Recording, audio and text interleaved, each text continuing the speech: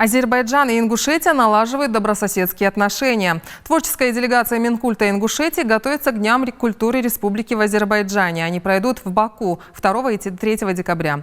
Подобные встречи играют важную роль в развитии и укреплении культурных связей между нашими народами. Что представит Ингушетия на суд азербайджанского зрителя, узнавала Лейла Гайсанова. Министерством культуры Ингушетии подготовлена специальная программа. Праздничные концерты будут проходить в Государственной филармонии имени Муслима Магомаева.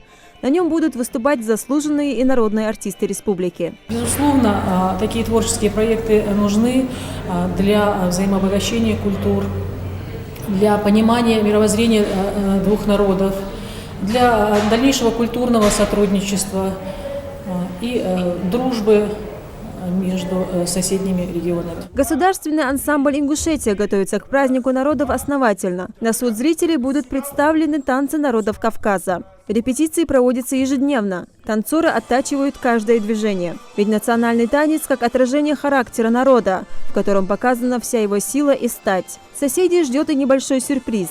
Наш ансамбль исполнит азербайджанский танец. Будут представлены танцы ингушские.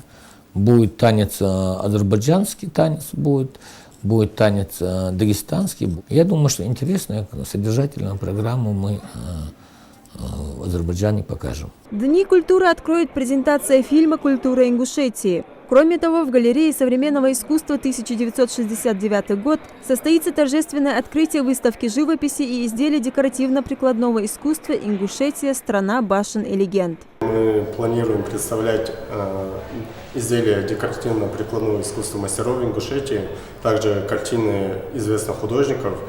И будет выставка-продажа фирмы ООО «Шади». Это обработка рыбьей кожи, также изделия из нее. Идея проведения этих мероприятий стала одним из итогов визита Юнузбека Евкурова в Баку в июне этого года.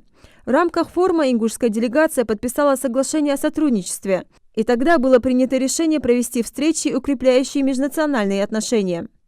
Лейла Гайсанова, Сулумбек Аздоев. Новости 24.